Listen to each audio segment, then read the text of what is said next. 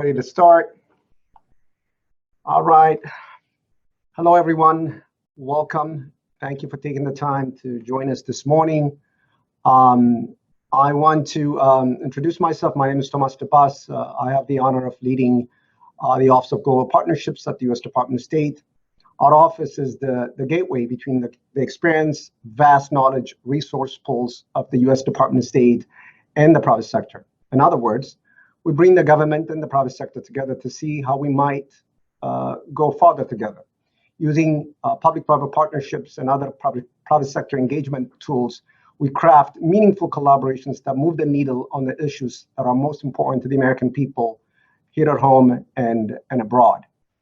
And I think there is no better example of how that than that we are gathered here today to talk about, which is to celebrate the launch of cooperative agreements between the U.S. Department of State and three amazing organizations, FHI 360, Halcyon, and the Unreasonable Group.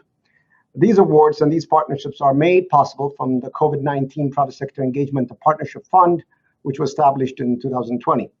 This fund is jointly administered by our office, the U.S. Department of State, and the U.S. Agency for International Development, and it exclusively supports public-private partnerships to prevent the development backsliding and prepare for, mitigate, address second order of economic security and stabilization impacts of COVID-19. The Department of State's, our office is pleased to support and work closely with these organizations to build unique programs and partnerships aimed at advancing economic recovery and building resiliency from this pandemic. The impact of COVID-19 reaches far beyond the staggering statistics on infections and death. As in-person gatherings, supply chains, labor availability, countless other key economic indicators have been disrupted. The very world we live in will never do the same. And the reason we're doing this virtually is because of the pandemic. The Brookings Institute cites the global recession caused by this pandemic as the worst recession since World War II. ILO estimates that between April and June of last year, the equivalent of about 400 million full-time jobs have been lost because of this pandemic. There isn't a single industry that has not been impacted. The automobile industry, tourism, the creative industry, agriculture, even the Olympics have also been disrupted. So I'm excited to be here today, not only because we're eager and restless to address these devastating impacts of the global pandemic, but also because we have so much confidence and faith in these organizations that we're going to be talking about, their ability to help us advance President Biden's Build Back Better framework. FHI 360, Halcyon, and the Unreasonable Group have unique goals and approaches and regions of the focus. But also these are organizations that are united in their objective to fuel in a very all-inclusive economic recovery and building resiliency that would help us lead to a more prosperous and equitable and sustainable global society more than before. We will soon have the pleasure of hearing from each of them individually about their programs and their partnerships and how they plan to approach the long road to recovery ahead of us. But first, we are joined here by two special guests. First, my boss, the Department of State's Undersecretary for Economic Growth, Energy and the Environment, Jose Fernandez, and my good partner and my friend, USAID's Acting Assistant Administrator for Development, Democracy, and Innovation, Carl Feckinger. Creating these partnerships to tackle today's most pressing global issues is nothing new for these two guests of ours. Our first speaker is Acting Assistant Administrator Carl, who previously oversaw USAID's Private Sector Engagement Hub, the Center for Economics and Market Development, and managed the agency's relationship with the USDFC. Being that of the COVID Fund is a joint venture between state and USAID, I want to recognize their efforts to mobilize the private sector to collaboratively address the impacts of COVID-19 by administrating their own two awards under the fund to support recovery and resiliency efforts in India. So without further ado, on behalf of every one of us who are here, it's my pleasure to introduce you to Acting Assistant Administrator Carl Feckinger. Carl, the floor is all yours. All right. Good morning, all. Thank you very much, Tomas. It's really an honor to be here with you, Undersecretary Fernandez, and your distinguished guests today. I'll be brief. I want to thank the Office of Global Partnerships at State for co-designing and launching the COVID-19 Private Sector Engagement and Partnership Fund with us last year to, as Tomas said, help prevent the reversal of development progress due to the pandemic. As you pointed out, Tomas, the joint fund aims to support the efforts of the private sector to address economic recovery and to help the world's most vulnerable populations overcome the devastation inflicted by COVID-19 and its ongoing secondary effects. It enables us to draw attention to the tremendous innovation and ingenuity of the private sector to mitigate these secondary effects of COVID-19 in developing countries, and allows us to finance promising solutions. At AID, we know global development is evolving from a relationship based mostly on government-to-government aid to one where we strengthen the private sector partnerships and help them invest to spur sustainable growth and prosperity at a scale that could never be matched by foreign assistance alone. USAID is proud to have used the fund to support 2 innovative projects being implemented in India, which we'll hear more about very soon. The first is the USAID Nishta Water Sanitation and Health Program, under which they will be using the wide communications outreach and partnership with Unilever to leverage models of behavioral change to reach millions of people with life-saving COVID-19 prevention messages. This partnership is going to continue to mitigate threats to the health system and reduce negative secondary effects of COVID-19. The second is a public-private partnership with Revive, which is an alliance co-founded by the Samhita Collective Good Foundation, co-funded by the Michael and Susan Dell Foundation, Omidyar Network India, and the Ford Foundation. This partnership will provide financial support and programmatic results to address unemployment challenges and income gaps faced by workers in the informal economy. The partnership is going to boost incomes and help small-scale businesses with an intentional focus on disadvantaged populations affected by COVID-19. For example, Revive's collaboration with the Alliance for Women's Economic Empowerment will catalyze private sector commitments to increase financial access and inclusion, promote women's access to healthcare, and support the reintegration and retention of women in the workforce. I commend my USAID colleagues at the USAID India Mission, our Asia Bureau, our Center for Water Security, Sanitation, and Hygiene, and our Private Sector Engagement Hub, many of whom are represented on the call today, for their exemplary leadership in forging these partnerships with the private sector in response to COVID-19. I'm proud of the work that USAID is doing in partnership with the Office of Global Partnerships at State, and I look forward to seeing the difference collectively our work will make in mitigating the secondary effects of the pandemic. Back to you, Thomas. I must apologize. I'll have to drop off a little bit early, but I will leave you all in the good hands with our other colleagues here from USAID. Thank you. Thank you, Carl, for those kind remarks and insightful remarks. And I know you got to leave early, but thank you for taking the time. Appreciate you. And now, ladies and gentlemen, I'd like to introduce, as I said, my boss, Undersecretary Jose Fernandez.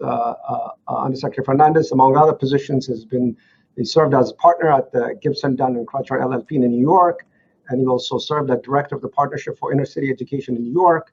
Undersecretary Fernandez has deep experience leading environmental economic efforts for the U.S. government. From 2009 to 2013, he served as our Assistant Secretary for State for Economic, Energy, and Business Affairs. Undersecretary Fernandez, the floor is yours. Thank you, Tomas. Thank you for that warm introduction. I may be your boss today, but I have no doubt that before I'm through, I'll be working for you. So I'm delighted to be able to be here today, and I thank you all for joining me.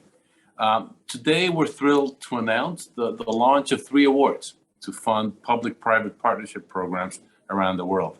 These recipients were selected from hundreds of proposals for their ambitious goals. These are not short, one-off programs, but instead are programs that will develop long-term public-private partnerships, create opportunities for entrepreneurs to rebuild economies around the world, and help them be more prosperous, equitable, and sustainable. It's fortunate that we're now in the midst of Global Entrepreneurship Week, a global event celebrating entrepreneurs in more than 180 countries. I encourage you to visit the Global Entrepreneurship Network page to learn more about how the more than 40,000 global events this week work together and fit into our objectives.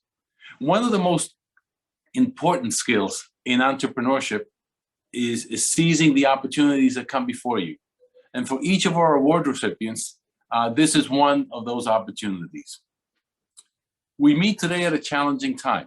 COVID-19 has plunged the world into global lockdowns and economic crises.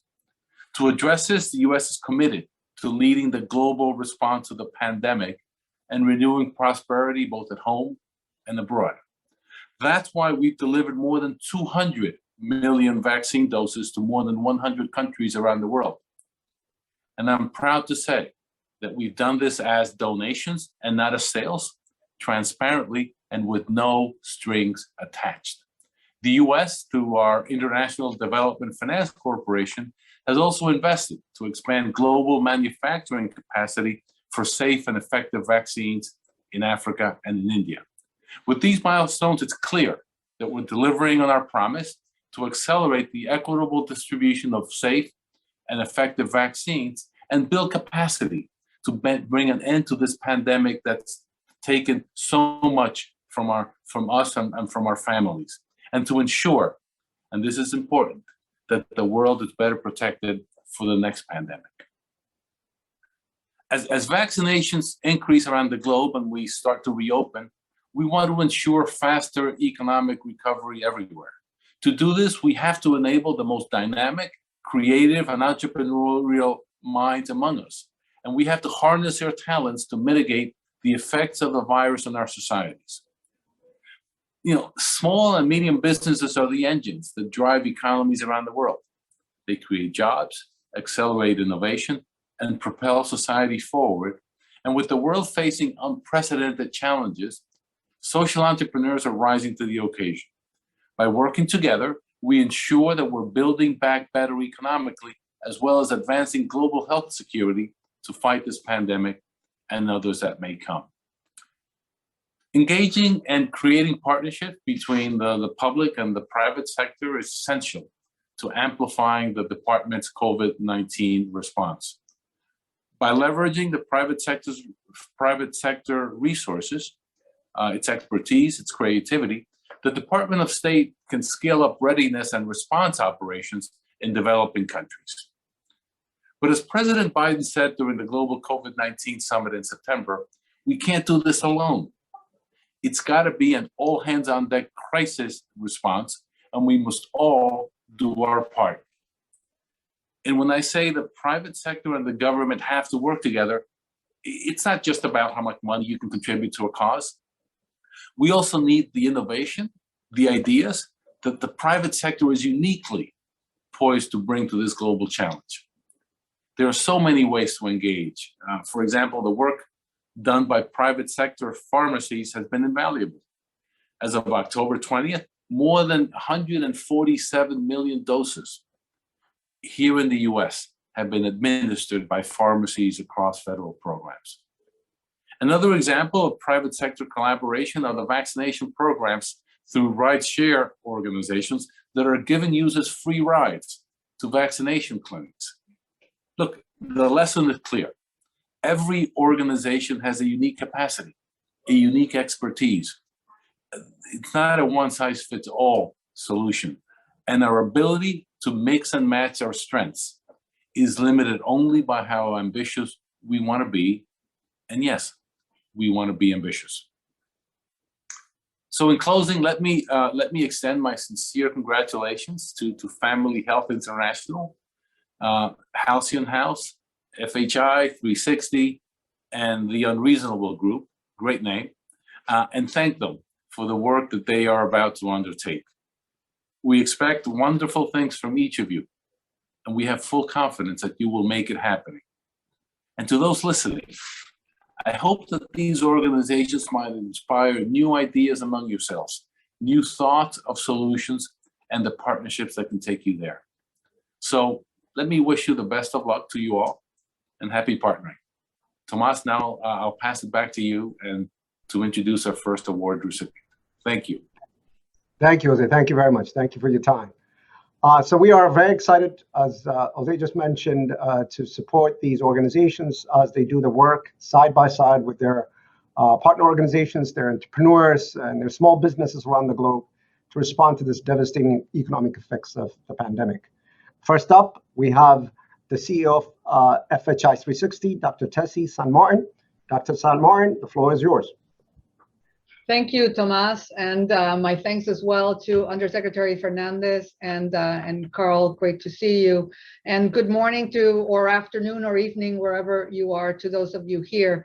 As Tomas said, I'm the CEO for FHI 360. We're really thrilled to be part of the State Department Global Partnership Program, and are really thankful for the opportunity to be part of this exciting launch. You know, it is fortuitous, of course, that we're launching this partnership as COP26 concludes, because even, of course, as we continue to wrestle with the worst effects of the COVID-19 pandemic, we also find ourselves, as a result of climate change, living in a new era, or perhaps it's just the same era, but we're paying more attention now, of, you know, protracted, continuous emergencies.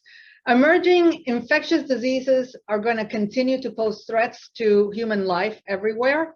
Extreme weather events will also continue to disrupt our lives and our livelihoods more and more. And so the changes that we all need to make to cope with the new environment in which we're operating is something that's not just affecting you know, a region. It's all of us. It's everyone, every community, every government, every company and organization. I think one of the things, right, that we recognize that the pandemic has underlined for all of us is just how deeply interconnected our global economy is. COVID-19 spikes anywhere affect supply chain availability of products and services somewhere else, and we're experiencing that in our country as well. So investing, as you know, as the activities here are doing in businesses around the world, in our case, focusing on Asia, investing in the resilience, the adaptability, the recovery of businesses across the world is hugely important for our own well-being and livelihood here in the United States. So this is, I think, a really interesting moment for all of us. We have a unique opportunity to invest in both recovery and resilience. And that really is, at the end of the day, sort of the theme of what, you know, what we're focused on in our initiative in FHI 360, really accelerating the private sector's ability not just to resume operations, but to be better able to continuously adapt operations to what we know is going to be a continuously disrupted environment. Business as usual is not going to cut it anymore. In this particular effort, we are partnered with AWR Lloyd, and we have developed and are going to be disseminating evidence-based business continuity toolkits to support corporations as they adapt and accelerate operations, and they, you know, adapt their practices. We're going to be focused in this particular initiative on 6 businesses to continue their operations. At least 10,000 workers are going to be able to keep their employment as a result. But of course, there are huge multiplier effects in terms of the supply chain of these particular businesses. We're expecting, as a result of better functioning businesses, to be able to attract about $6 million worth of private sector investment, which is, at the end of the day, a 6-fold return on investment in terms of the investment that the State Department is making in this particular initiative. So we see, you know, a lot of potential. And I will tell you that, you know, for us, it's not just important to be able to support these businesses in this initiative. Everything that we're doing is going to be open source. All our tools are going to be open source, so that any company, large or small, is going to be able to continue to benefit from the learnings from this particular initiative. And look, at the end of the day, I think the theme, and Undersecretary Fernandez referred to it, the theme here is partnership. We're obviously very proud of FHI 360 to have a long-standing partnership with the State Department and USAID. implementing all kinds of programs around infectious diseases, pandemic control, humanitarian assistance, and so on. But we've recognized, right, that we alone cannot do this. We've brought in a private sector partner. It's a strategic partner for us, AWR Lloyd. We've worked with them in the Middle East to develop these types of business continuity toolkits. And you could say, well, that's kind of a strange fellow. So, you know, strange bedfellows, as it were. We've got an investment advisory firm, which is AWR Lloyd, with a 21-year track record in Asia. We've got ourselves, you know, an INGO. What are these two entities doing together? Well, I think we all recognize, as I said, that the environment in which we're operating today was not the environment in which we were operating even, you know, 2 years ago. We need to be able to reach across sectors, to collaborate in different ways with players with whom we hadn't collaborated in the past, if we're going to be successful in navigating what's going to be a continuously disruptive and disrupted environment. And that's what this, I think, this partnership instigated by the State Department is all about.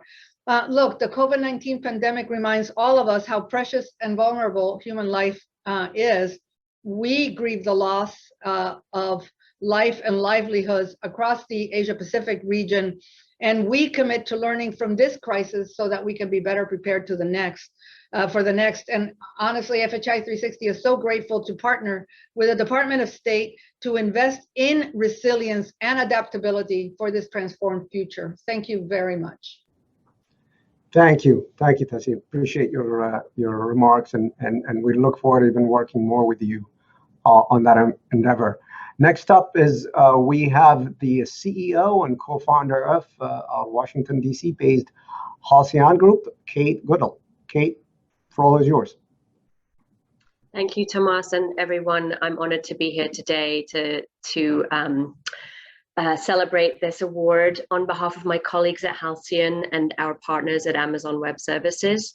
Thank you to the Office of Global Partnerships and USAID for trusting Halcyon to be part of this group and this important work of global recovery from the impacts of COVID-19. Even as we remain caught in the ebbs and flows of this pandemic, it is important that rebuilding begin with an eye towards the kind of true innovation that we have needed and certainly need more of now. And the Halcyon AWS International Incubator Intensives will do just that by identifying promising social enterprises from emerging startup ecosystems across the Middle East and North Africa, and providing them the support that they need to scale. Since 2014, Halcyon's programs have equipped hundreds of impact-driven business founders from around the world with the tools that they need to solve pressing 21st century challenges. Participants in our programs receive a combination of customized skill building sessions, mentorship, leadership coaching, extended networks, access to funding, and more. Through our partnership with AWS, they will also receive cloud credits and robust technical support. Halcyon Ventures are early stage, and by definition, often facing tremendous odds when we meet them. But we know how to help with these preliminary challenges, and by de-risking early stage startups, we get to democratize who gets to grow, tipping the scale towards the best solutions and brightest minds, instead of where entrepreneurs happen to be born and into what circumstances. Our startups have gone on to create thousands of jobs, impact millions of lives, and raise millions of dollars towards their ventures. And as we seize this opportunity to serve cohorts of entrepreneurs in the MENA region through virtual and in-country programming, we plan to accelerate recovery efforts across the region. Halcyon has found that some of the most effective, deployable, and impactful solutions are executed by social entrepreneurs who marry profit with impact to ensure the sustainability and scalability of their work. Over the course of the next 2 years, Halcyon and its partners in the US and MENA region will identify the startups with the most transformative ideas, working with up to 40 founders to support solutions across multiple sectors. Today, we would like to thank the Office of Global Partnerships at State, Amazon Web Services, and a range of other partners, including past Halcyon Fellows like Localized, who will be involved in this program, as well as in-country public and private sector partners. In addition to the great pride we take in partnering with the State Department, we're also honored to be in the company of other awardees, FHI 360 and Unreasonable.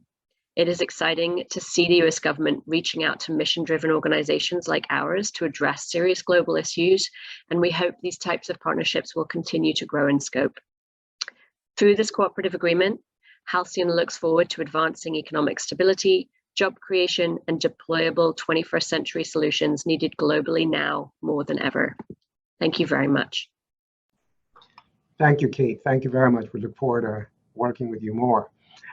And to close us out on a partnership perspective, now we're going to hear from the CEO of Unreasonable Group, my good friend, Daniel Epstein. Daniel, go ahead. It's yours. Thank you, Tomas de Boss. Thank you, Undersecretary Fernandez, and thank you to the entire team at the Office of Global Partnerships for bringing us all together today. I wish we could do this in person because it is clear that we are cut from the same cloth as individuals and as organizations. Yeah, I feel like I owe you all a favor of explaining why we are called Unreasonable Group, and I'd love to start there. Our name is inspired by the Irish playwright George Bernard Shaw, who's famous for saying that the reasonable one adapts himself to the world, the unreasonable one persists in adapting the world to themselves. Therefore, all progress depends on the unreasonable person. So if George Bernard Shaw is right, if all progress depends on unreasonable people, then it's our belief, and I think we all share this belief, that we can't afford not to bet on the world's most unreasonable individuals. We know the statistics. According to the WHO, 1 in 3 people don't have access to clean drinking water. 773 million adults are functionally illiterate. 750 million people don't have access to electricity. And as Tomas mentioned, we're staring down the barrel of a gun that is potentially the largest economic fallout since the Great Depression due to the effects of COVID-19. If all progress depends on unreasonable people, we can't afford to bet on them, and which begs the question, who are the world's most unreasonable people? And I think we would all agree that those are entrepreneurs. Entrepreneurs have a curiously warped perspective. Where the world sees market failures, we tend to see market opportunities. And I'd say that entrepreneurs have a healthy disregard for the status quo. So that's at the center of what we do at Unreasonable. We support a fellowship of 289 growth stage entrepreneurs who are operating companies in more than 180 countries. The common DNA of all of the entrepreneurs that we support is that they are running companies where the societal and environmental impact that they want to see in the world is baked into the DNA of their profit model. So future of healthcare, renewable energy, education access, you name it. We work across all 17 of the Sustainable Development Goals. This small group of 289 entrepreneurs is having an outsized impact. They've raised over $7 billion. They've generated more than $5 billion in revenue. Much more important than those numbers, they're supporting more than 571,000 jobs. And the metric that we care most about is that they're measurably benefiting over 733 million lives all around the world. All of this impact is coming from 289 individual entrepreneurs and their companies. And it reminds me of a quote, one of my favorite quotes, Margaret Mead, who said that never doubt that a small group of people can change the world. Indeed, it is the only thing that ever has. When you get down to it, our belief is that capitalism is just a tool. And the analogy that I love is that a hammer as a tool can be used to build a house or destroy a home. Our goal in this partnership with the US State Department and with our work at Unreasonable more broadly is to lever the tool of capitalism to build a more regenerative and inclusive tomorrow. So why are we here today? Clearly we're believers in the private sector and that the private sector needs to step up to solve the problems that are typically delegated to the social sector. But what we all also know for certain is that the private sector can't do it alone. Business on its own will fail at creating a lasting dent to the global challenges that we face in the wake of the pandemic. And this is why I'm so privileged to announce this new partnership with the US State Department and the Office of Global Partnerships. Over the next 3 years, The work we'll be doing together is bringing together 48 of the companies that we support in the Unreasonable Fellowship with the goals of creating unlikely, uncommon, productive collisions between the entrepreneurs and each other, between the entrepreneurs and policymakers, between the entrepreneurs and diplomats, so that together, through public-private partnership, we can create the transformations that we need. Our aspirational goal is to help catalyze $100 million of resources into these 48 companies. That would be a 50 times leverage ratio off of the grant that is provided. And our hope is that that is just the beginning. I think, you know, for anybody in the business world, we constantly talk about companies needing to have a competitive advantage. And our belief is that the businesses that are really going to succeed in today's world are, one, going to have purpose at the center of their profit model, but two, they're going to focus on a collaborative advantage. And as Undersecretary Fernandez said, we can't do it alone. We need to go about tackling these global challenges, creating a more resilient, more inclusive, more regenerative world together. And this is really what the collaborative advantage is all about. So grateful to be here. Tomas, we're indebted to you and your entire team. And I look forward to meeting and working with the other awardees because it's a remarkable group of people. Thank you, Daniel. Thank you very much for those kind words. So we're at the end of our program, and it's not an accident that the partnerships or the organizations we've selected, they're all working on a different spectrum of the recovery journey, right? We have Halcyon is working on early stage entrepreneurs. We have Unreasonable is working on growth stage entrepreneurs. And we also have FHS 360 focused on corporations, small businesses to create resiliency for them. We also have a water and sanitation and safety kind of program with USAID's India. And we also have workforce development with Revive in India. So all these things are not by accident. They are actually kind of a thread of kind of intimate interconnections that we're trying to create with these limited type of resources that we received to do that. And so we hope there is going to be a kind of intercollaboration amongst these organizations to take this even further. So at this note, you know, I want to thank all the organizations that applied for the fund, for not only showing interest but also forging partnerships to tackle this pandemic. Your work will not just impact the global economy, but it will help save lives, and which is the ultimate reward in that sense. Again, I want to thank Undersecretary Jose Fernandez and Acting Assistant Administrator Carl Feckinger for taking the time from their busy schedules to provide us a bit of context and perspective. I also want to start by acknowledging my good friend and a partner in this beautiful crime of partnerships, Mike Metzler, who is the Acting Deputy Assistant Administrator and Executive Director of the Private Sector Hub at USAID.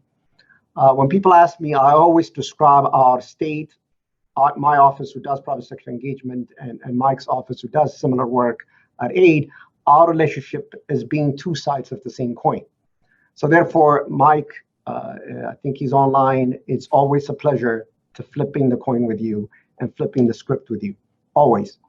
And I would also be remiss if I did not thank the group of people who did most of the grunt work to reach this milestone. So the first person I want to acknowledge from a genesis of this entire partnership is on behalf of myself and Mike, is I want to acknowledge Roman Napoli, who is in our Foreign Assistance Bureau, which is the folks who control the money and who championed this effort for us and who secured the resources for us to make this fund possible.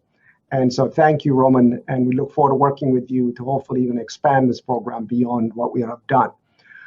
I also want to thank, again, on behalf of myself and Mike, on the entire USAID and state team members who made this entire thing possible. The likes of Jim Thompson, Adam Tomasek, Jason Hassarat, Ken Lee, Rahima Dosani, Ashley Archer, Aya Francis, Christine Johnson, CJ, Sophia Sturgio, Connie Jumis, Ana Gonzalez, and many, many more who made this entire thing possible. And all the credit, frankly, all the credit if putting all this thing together goes to those individuals. Only the mistakes are mine and Mike's, mostly Mike's. But I want to thank you on that. As we near the close of our event, I want to encourage all of you who joined us to think about this pandemic, because for me, it's not a question of overcoming this problem, and also getting back to normal, to the 2019 level. It's actually owed it to ourselves that we even actually strive for thriving versus trying to survive in these trying times. And so these partnerships that we're announcing today, they do need more partners. So please join us in making even this partnership bigger and better. The launch of these partnerships today is obviously certainly worth celebrating, reaching this milestone. And I'm very proud of everyone who made that possible. But it would be a serious mistake to think our job is done. We're just getting started. And to everyone who's attending and whoever is listening to this even past this event, please reach to all these organizations. Their CEOs have made a clear call for action that they're looking even for more partners, for looking at to encouraging us to be creative and taking advantage of this opportunity to help countries recover economically with resilient partnership models and to build back better together well.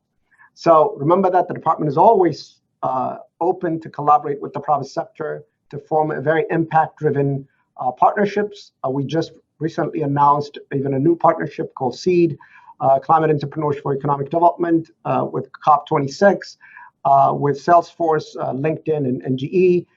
So if you're interested in the intersection of climate and entrepreneurship, reach out to us. My colleagues are putting the links on the chat box to learn more about the fund and all the respective websites of the organizations. We're also going to post it on our website. Please reach out to them. And I want to thank everyone for taking your time, and again, for joining us, for drinking, so to speak, the partnership Kool-Aid with us, and be able to join us in this effort. We have nothing but respect and love for what you do, and we look forward to working with you and even do more. And so on that note, thank you very much for everybody. Thank you for taking the time with us. Thank you.